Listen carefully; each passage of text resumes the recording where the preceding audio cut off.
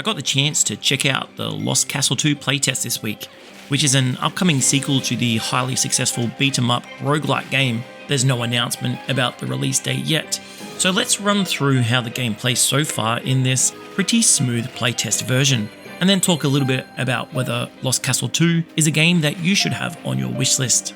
2D side-scrolling beat-em-up roguelite games, I feel like I've played my share, and even though I never played the original Lost Castle game, it's fair to say that a whole lot of the gameplay mechanics here are familiar, which means it's all going to come down to execution and polish. Lost Castle 2 throws you into worlds with connected arenas that give you a slight choice in terms of the path that you will take, all the way through to the boss at the end. There are 3 different worlds to play through in this test, and despite there being a similar swarm style of enemy mechanic in each world, there are some aspects that help them to play slightly different, and the design choices visually are very, very good. You start off with a simple weapon, and after each room that you defeat, you will get the chance to change weapons, armor, jewelry, and a bunch of other elements which change your statistics or abilities that you have. The different items have very clear changes on your character visually when equipped, and the weapons all have different playstyles and abilities attached to them which make your choice have a pretty big impact.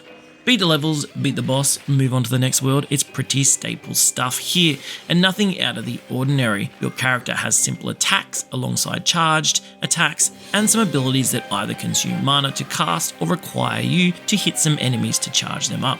You have a movement ability also which helps you to dodge attacks. When you die, you will have the option to upgrade your home base, and one of my concerns with Lost Castle 2 is that this will be one of those roguelike games that forces you to complete your base upgrades for stat boosts before being able to make it deep into the game. Indeed, on my first runs, I felt like I never reached a point in which I felt strong, no matter how powerful the weapons and equipment upgrades that I found. In this way, combat will have you doing a lot of repetitive actions and a bunch of kiting enemies to clear the rooms.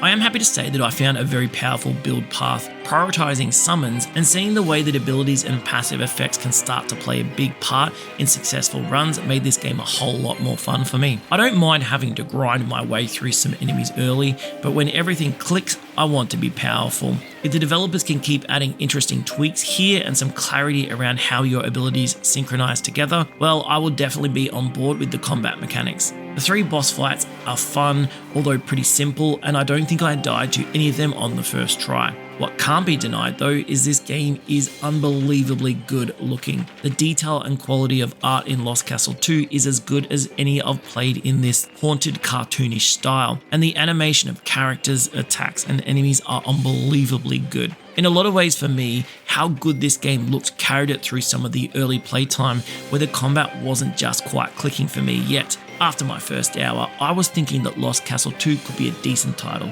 and after my second, I'm very much looking forward to its release. Let me know what you think about this game and subscribe for more indie game videos.